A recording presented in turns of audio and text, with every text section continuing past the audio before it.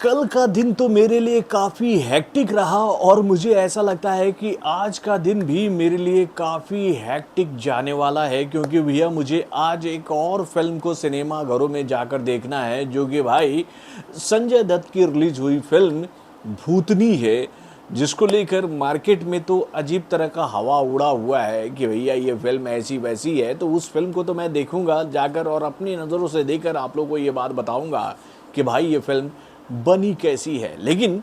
Finally मैंने कल ही release हुई एक और फिल्म को देख लिया है, और इस फिल्म को देखने के लिए भी मुझे कल काफ़ी पापड़ बेलने पड़े, लेकिन मैं कल इस फिल्म का रिएक्शन आप लोगों के सामने नहीं रख पाया था, क्योंकि मैं कल काफ़ी थक गया था। क्योंकि भैया सुबह ही सुबह मुझे अपने घर से करीबन 70 किलोमीटर दूर हाजीपुर जाना पड़ा, फिर वहाँ से भाई लगभग 40 किलोमीटर दूर छपरा आना पड़ा दो फिल्मों को देखने के लिए। और भाई इतना लंबा टूर एंड ट्रैवल करने के बाद मेरी हालत ऐसी हो गई थी कि मैं कल पूरी तरह से थका हुआ था, और जैसे तैसे कल मैं कुछ अपडेट्स आप लोगों को दे रहा था। रात को अच्छी खासी नींद आई, क्योंकि भैया कल मैंने जितनी भी फिल्में देखी सारी की सारी फिल्में बहुत ही ज़बरदस्त थी। हाँ, कुछ फिल्मों का सेकेंड हाफ काफ़ी बुरा था, लेकिन ओवरऑल कुछ फिल्मों ने तो मेरा दिल ऐसा जीता कि जिसको देखकर मैं आप लोगों से ये बात खुशी से कह सकता हूँ कि भैया ये फिल्म अगर आपके शहर में नहीं लगी है तो कोई बात नहीं, लेकिन भाई ये फिल्म तो मेरे शहर में लगी है। यानी कि मेरे गांव से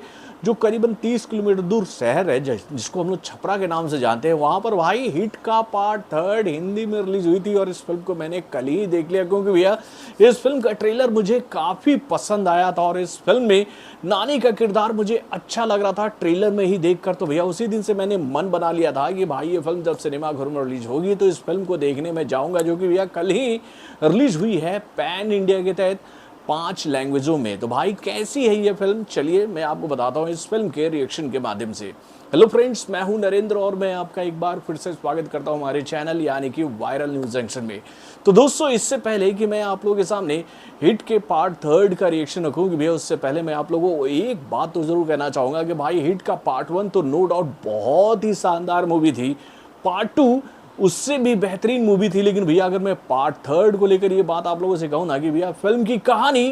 पार्ट 1 की तरह तो नहीं थी, पार्ट 2 की तरह नहीं थी, लेकिन भाई इन दोनों पार्टों से इस बार की कहानी जो है वो थोड़ा सा हटकर है। और इस हटकर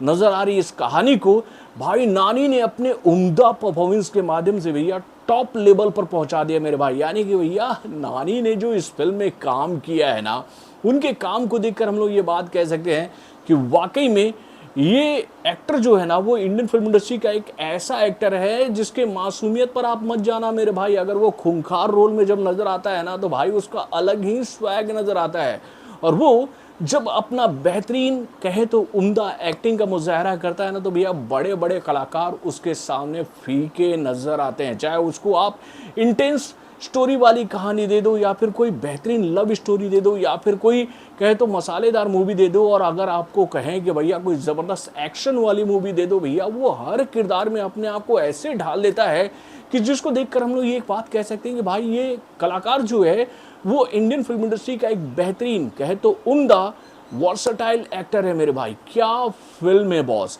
कल जब मैं इस फिल्म को देख रहा था तो मेरे दिमाग में एक ही बात आ रही थी कि भैया मैं इस फिल्म को मार्को का बाप बोलूं या फिर एनिमल का दादा। यानी कि भाई इन दोनों फिल्मों का जो उदाहरण मैं इस फिल्म को देखने के बाद दे रहा हूं ना आप लोगों को, भैया ये दोनों के दोनों उदाहरण पूरी तरह से सटीक बैठते हैं मेरे भाई इस फिल्म के ऊपर। कुछ फिल्में जब आप देख रहे होते हो सिनेमा घरों में, और उस फिल्म में जब आप ये बात देखते हो कि भैया अकेला हीरो कई सारे विलन्स को मार रहा है, यानी भैया 10 15 100 विलन को अकेले मार रहा है, तो आपके दिमाग में ये सवाल उठता है कि भाई ऐसा क्या हो सकता है रियल लाइफ में। अगर कोई अकेला आदमी इतने सारे विलन्स से लड़ेगा तो वो जीत सकता है। लेकिन भाई कुछ किरदार फिल्मों में कुछ इस तरह से पोर्ट्रेट किए जाते हैं जिसको देखकर ऐसा लगता है नहीं यार, इस बंदे का जुनून देखकर तो ऐसा लगता है कि भाई ये एक नहीं 10 नहीं 100 विलेंस को अकेला पेल देगा। यानी कि भाई आपने रणवीर को देखा होगा एनिमल में किस तरह से वो अपने बाप का बदला लेता है, वैसे ही आपने मार्को में देखा होगा कि भाई इस फिल्म का हीरो जो है वो अकेले ही कई सारे गुंडों की ले रहा है मेरे भाई। तो ऐसा ही कुछ फील आपको इस फिल्म में देखने को मिलेगा, यानी भैया हिट के पार्ट 3 में, जो कि भैया अल्ट्रा किस्म का एक्शन मेरे भाई।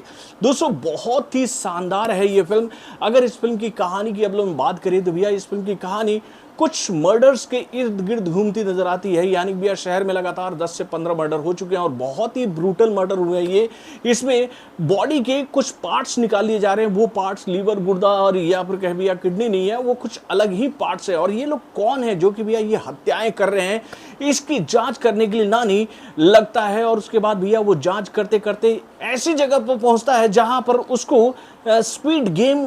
किस्म का एक खेल होता है जो कि काफी खूंखार दिखाया गया इस फिल्म में। वो गेम खेलना पड़ता है जिसमें भैया किसी भी हथियार का आप उपयोग कर सकते हैं और बहुत ही ब्रूटल तरीके से उस हथियार का उपयोग करके लोगों को मार सकते हैं। तो भाई फिल्म की कहानी फर्स्ट हाफ से लेकर सेकंड हाफ तक कई सारे ट्विस्ट एंड टर्न से भरी हुई है, जो कि आपका एक्साइटमेंट लेवल जो है वो सुपर से ऊपर बनाए रखने में कामयाब रहेगी। यानी कि भैया फिल्म की स्टार्टिंग जिस तरह से होती है और उसके बाद भैया इस फिल्म का एंड जिस तरह से होता है, उसको देखकर हम लोग ये बात कह सकते हैं कि भैया एक अलग ही दुनिया में ये फिल्म हमें लेकर जा रही है इस बेहतरीन कॉन्सेप्ट के माध्यम से। तो दोस्तों वाकई में इस फिल्म के डायरेक्टर यानी कि शैलेश कोलातो ने इस फिल्म को बहुत ही बेहतरीन तरीके से बनाया और जो कॉन्सेप्ट उनके दिमाग में था उन्होंने उस कॉन्सेप्ट के साथ में पूरी तरह से कहे तो भाई जस्टिफिकेशन किया है कि भाई ये जो किरदार मैं लिख रहा हूँ, ये जो कहानी मैं पोर्ट्रेट कर रहा हूँ, इसको मैं एज इट इज ऐसे सिनेमाघरों में रखूंगा। और भाई इस कहानी के साथ में सही तरीके से अगर किसी ने इंसाफ किया है तो भाई दो लोगों ने किया है, एक तो भैया इस फिल्म के डायरेक्टर और दूसरे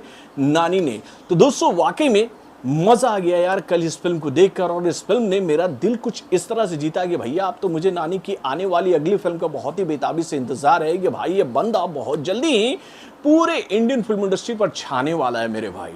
दम है यार इस बंदे में। अगर आप लोगों ने इस फिल्म को नहीं देखा है तो मैं आप लोगों से ये अपील करूंगा कि भैया आप एक जबरदस्त एक्शन फिल्म, थ्रिलर और सस्पेंस के साथ देखना चाहते हो ना, तो बाबू जाओ ये फिल्म देखने के लिए। ये फिल्म आपका दिल जीतेगी। तो दोस्तों इस फिल्म को देखने के बाद अगर आप लोग मुझसे ये सवाल पूछोगे कि मैं इस फिल्म को कितना स्टार देना चाहूंगा, तो भैया मैं इस फिल्म को देना चाहूंगा 3.5 स्टार। तो बॉलीवुड से जुड़े और भी कई सारे खबरों को जानने के लिए हमारे चैनल यानी कि वॉरेन जंक्शन को सब्सक्राइब करना ना भूलिएगा और हमारे अपडेट्स को जानने के लिए बेल आइकन को जरूर दबाइएगा।